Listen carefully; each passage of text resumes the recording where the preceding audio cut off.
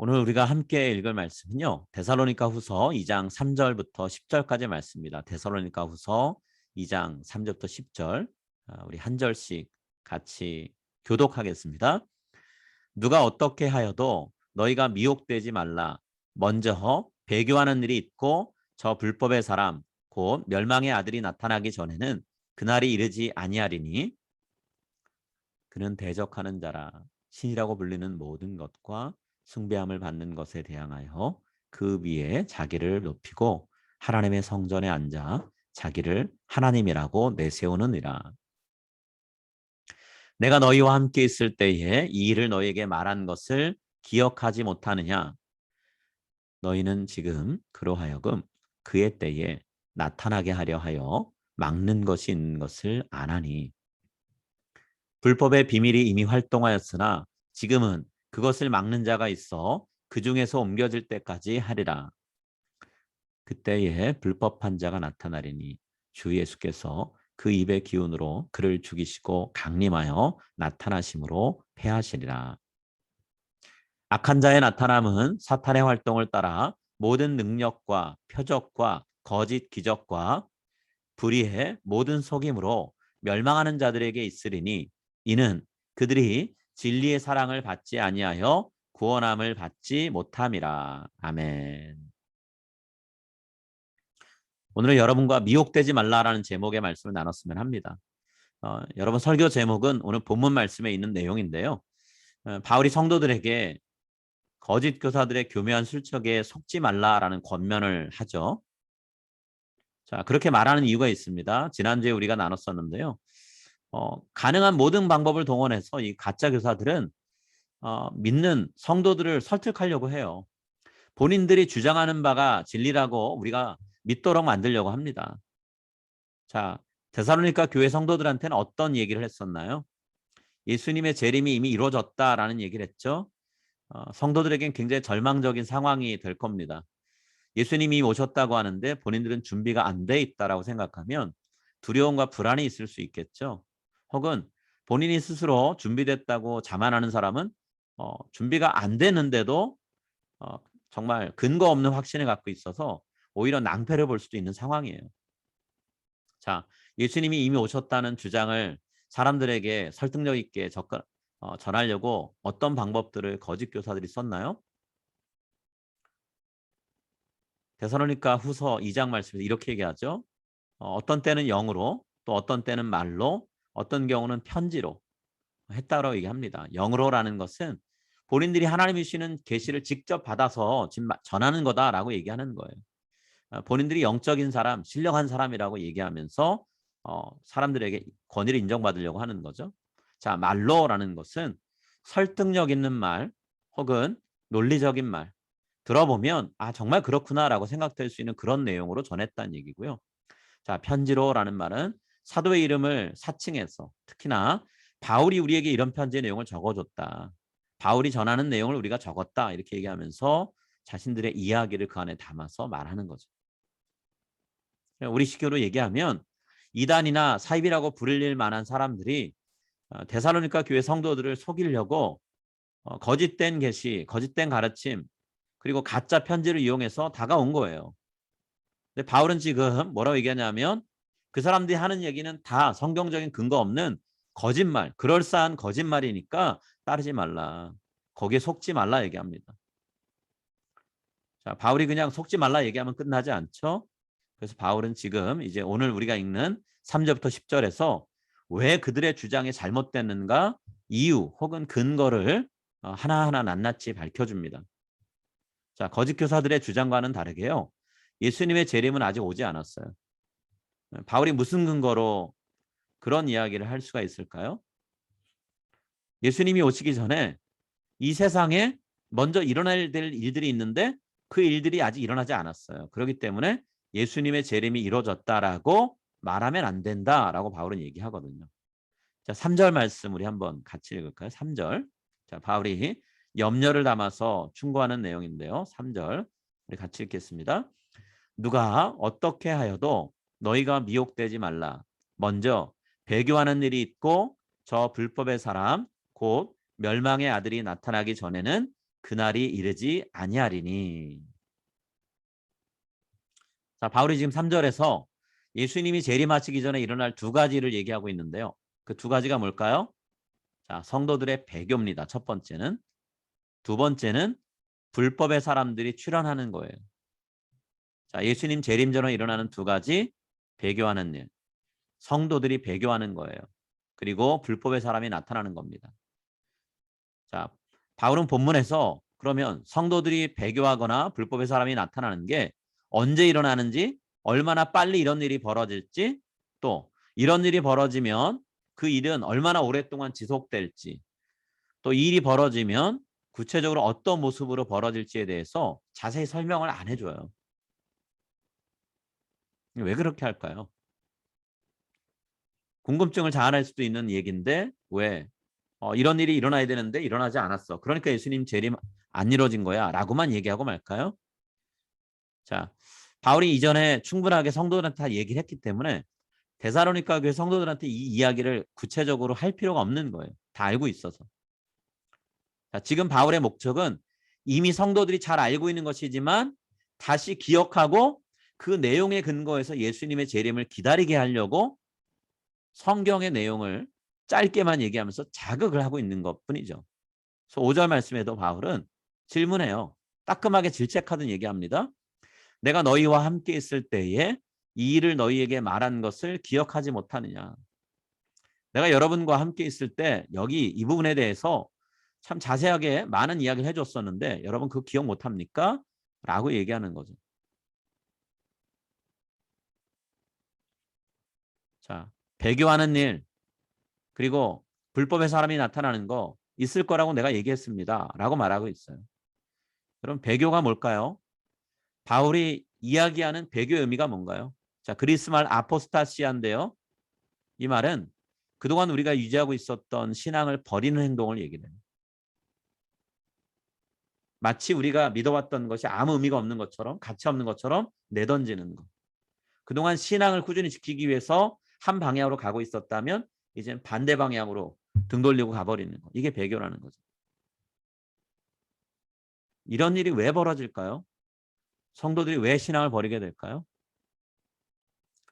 3절에서 말하고 있는 불법의 사람 때문이에요. 불법의 사람. 자, 불법의 사람을 8절에서는 불법한 자라고도 표현하죠. 불법한 자. 하나님의 법을 무시하고 거역하는 사람을 얘기하는 거예요. 자, 3절은 이 사람 멸망의 아들이라고 얘기합니다. 히브리식 표현인데요. 멸망할 사람이란 뜻이에요.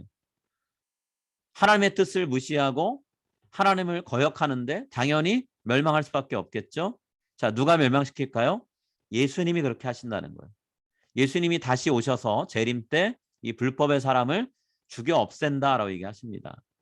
8절 우리 같이 한번 읽을까요? 8절 그때에 불법한 자가 나타나리니 주 예수께서 그 입의 기운으로 그를 죽이시고 강림하여 나타나심으로 패하시리라.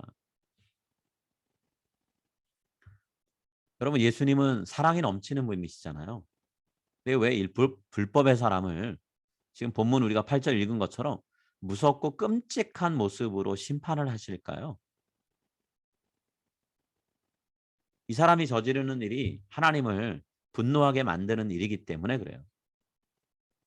자, 이 불법의 사람 하나님을 대적합니다. 하나님의 법이 눈에 들어오지 않아요. 자, 하나님의 법을 어기는 것, 그것을 넘어서서 자기 자신을 하나님의 자리에 놓고 자기가 하나님이라고 주장하는 사람이에요. 여러분 이것보다 더 심각한 일은 없죠. 자기 스스로를 하나님 자리에 놓고 하나님 행세를 한다. 자, 4절에 이 불법의 사람이 할 일 얘기합니다. 그는 대적하는 자라 신이라고 불리는 모든 것과 숭배함을 받는 것에 대항하여 그 위에 자기를 놓고 하나님의 성전에 앉아 자기를 하나님이라고 내세우느니라. 자, 불법의 사람을 부르는 이름. 자, 4절에 뭐라 그러나요? 대적하는 자로 표현되어 있어요. 대적하는 자. 대적하는 자. 많이 들어본 표현 아닌가요? 자, 바울이 디모데전서 5장 14절에서 대적하는 자가 누구라고 얘기하냐면 사탄이라고 얘기합니다. 자, 이 불법의 사람은요. 사탄의 하수인입니다. 사탄이 활동하는 것을 돕는 사람이에요. 사탄의 조종을 받아서 세상을 어지럽히는 사람입니다. 자, 사탄이 어떤 존재인가요? 하나님의 자리를 노리고 반역을 꾀했다가 하나님께 처벌받아서 하나님 앞에서 쫓겨난 천사장이잖아요. 자, 그런데 불법의 사람은 그런 사탄과 손잡고 조종받으면서 교회를 어지럽히고요. 세상을 어지럽힙니다. 하나님께 반역합니다. 그리고 사탄처럼 자신을 하나님 자리에 놓고 하나님 행세를 하려고 그런다는 거예요. 자, 이런 일을 벌이는 사람이라면 하나님께 심판을 받는 건 당연하겠죠. 이 세상의 유일한 하나님은 한 분이시잖아요. 근데 또 다른 하나님이 되겠다고 하는 것 자체가 하나님을 인정하지 않는 거죠. 바울은 물론 불법의 사람이 활동을 본격적으로 하진 않았다라고 얘기합니다. 그러나 지금 활동을 하고 있다는 거예요. 그래서 지금 당장 예수님이 재림하실 때는 아니라는 거죠. 불법의 사람을 심판하실 때는 아니에요. 그렇지만 그렇게 하실 때가 그렇게 먼 것도 아니라라는 사실을 얘기합니다. 가까웠다라고 얘기하죠. 자, 6절, 7절. 불법의 사람에 대한 또 다른 내용이 나옵니다. 너희는 지금 그로 하여금 그의 때에 나타나게 하려 하여 막는 것이 있는 것을 아나니 불법의 비밀이 이미 활동을 하였으나 지금은 그것을 막는 자가 있어 그 중에서 옮겨질 때까지 하리라. 자, 불법의 사람이 활동을 시작했지만 아직 본격적으로 활동하고 있는 건 아닙니다. 그러나 영향은 미치고 있어요. 본격적으로 영향을 미치면 정말 어지러운 세상이 될 거라는 거죠. 자, 바울은 불법의 사람이 활동하는 거 어떤 식으로 알고 있었을까요? 성도들에게 이 사실을 어떻게 알려줄 수 있었을까요? 자, 그 당시에 하나님의 성전을 어지럽히고 하나님의 백성들을 괴롭히는 일들은 많이 있었습니다. 헬라 제국의 마지막 왕이라고 할 수 있는 안티오쿠스 에피파네스라는 사람은요. 예루살렘 성전 안에다가 제우스 신에게 제물 바치는 제단 만들었어요. 자, 로마 군대의 장군이었던 폼페이라는 사람은요. 제사장만 들어갈 수 있는 성소에 군화 신고 들어갔던 일을 저질렀습니다. 또 바울이 데살로니가 후서를 쓰기 몇 년 전에 칼리큘라 황제는요. 자기를 신이라고 지칭하면서 예루살렘 성전 가장 깊은 곳 지성소에다가 자기의 이미지를 닮은 형상을 만들어서 세우려고까지 했어요. 물론 암살당해서 뜻을 이루지 못했습니다. 그렇지만 불법의 사람이 활동한다라고 여겨지는 일들이 많았다라는 거예요. 황제 숭배 사상이 이때 많았죠. 로마 제국 전역이 황제 숭배 사상, 황제가 신의 아들이다, 신의 대리자다라고 하는, 신이다라고 하는 그런 이야기들이 떠돌았습니다. 자, 로마 제국 혹은 헬라 제국만 그런 일 했을까요? 아니요. 유대 땅의 분봉왕이었던 헤롯 아그리빠라는 사람은요. 가이사라에서 어떤 잔치, 축제가 벌어졌습니다. 이때 은으로 만든 옷을 입고 갔어요. 자, 햇빛이 쫙 비치면 은으로 만든 옷이 어떤 역할을 할까요? 태양빛을 반사하겠죠. 백성들이 감히 쳐다볼 수 없는 정말 눈이 부신 그런 모습이 됩니다. 그 자리에 있었던 백성들이 헤롯 아그리빠 왕을 칭송하면서 신이야말로 왕이야말로 신이라고 하면서 찬양을 했어요. 그런데 헤롯 아그리빠 왕은 백성을 나무라지 않았죠. 입을 막지 않았습니다. 하나님이 분노하셔서 헤롯 아그리빠 왕 얼마 지나지 않아서 죽게 만드셨어요. 자, 바울은 데살로니가 성도들이 이런 이야기들을 들었고 알기 때문에 불법의 사람이 이미 활동하고 있다라고 하는 증거로서 저들이 깨달을 수 있다는 것을 전제하고 이 말을 하고 있어요. 이것만 해도 성전을 더럽히고 하나님의 이름을 모독하는 일이지만 불법의 사람이 활동을 더 활발하게 하면 이보다 더한 일을 벌일 거라는 거죠. 하나님 모독하고 대적하는 일을 할 거라는 거예요. 그러면 하나님께서 가만히 계실 수 없죠. 예수님을 다시 보내실 때 예수님을 통해서 심판하시는 건 아주 당연한 일이라는 거예요. 자, 불법의 사람은 하나님의 말씀을 무시하고 하나님을 대적하고 자신을 하나님으로 여기는 것 때문에 심판받습니다. 자, 이것이 심판의 첫 번째 이유라면 자, 또 다른 이유가 있는데요. 불법의 사람이 예수님 재림하실 때 심판받는 두 번째 이유는요. 사탄의 힘을 빌려서 세상 사람들을 유혹하는 것 때문에 불법의 사람이 심판받습니다. 자, 사람들이 진리 대신 예수님의 말씀을 듣지 못하게 만들어요. 복음을 받아들인 사람들이 복음을 버리게 만듭니다. 아까 얘기했던 배교를 하게 만든다는 거예요. 그리고 자신이 전하는 거짓말을 받아들이게 만들어요. 자, 9절과 10절에 불법의 사람이 믿는 사람들과 세상 사람들에게 일으키는 일 이야기하고 있는데요. 자, 9절, 10절 같이 읽겠습니다. 악한 자의 나타남은 사탄의 활동을 따라 모든 능력과 표적과 거짓 기적과 불의의 모든 속임으로 멸망하는 자들에게 있으리니 이는 그들이 진리의 사랑을 받지 아니하여 구원함을 받지 못함이라. 여러분, 하나님 보실 때 악한 자인 불법의 사람은요, 자기 혼자 심판받고 멸망당하지 않아요. 자기 주변에 사람들 끌어모아 놨다가 그 사람들도 심판받게 만듭니다. 사탄이 기뻐하는 일 하게 만든다는 거예요.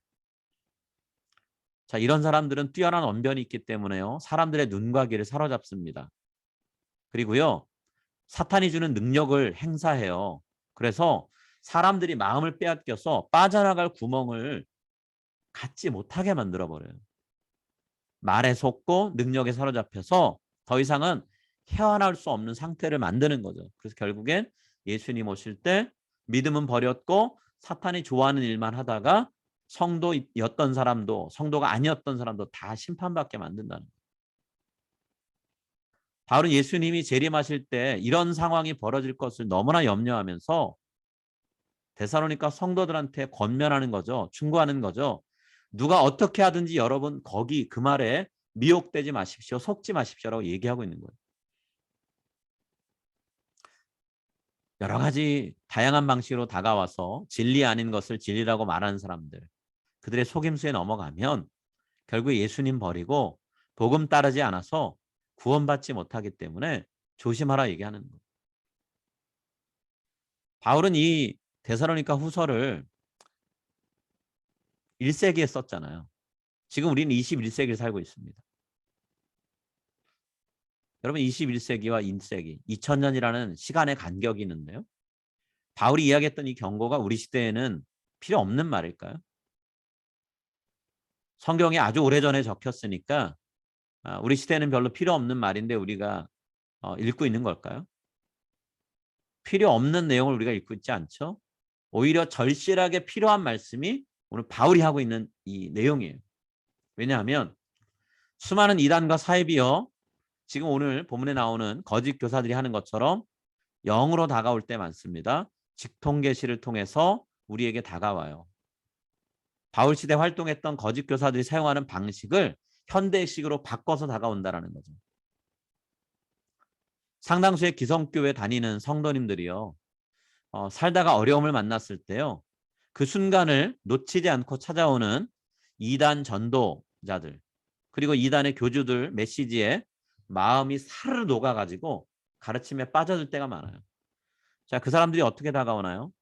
하나님께서 오늘 형제님을 생각하시면서 저에게 이렇게 말씀하셨어요 하면서 하나님께 들었다고 하는 얘기를 합니다. 근데 내 상황에 위로가 되고 격려가 되고 딱 들어맞는 그런 얘기를 해준단 말이에요. 또 성령님께서 오늘 당신에게 무엇을 하라고 말씀하셨습니다 라고 얘기해요. 마치 점쟁이가 얘기하듯이 그런 얘기를 해줘요.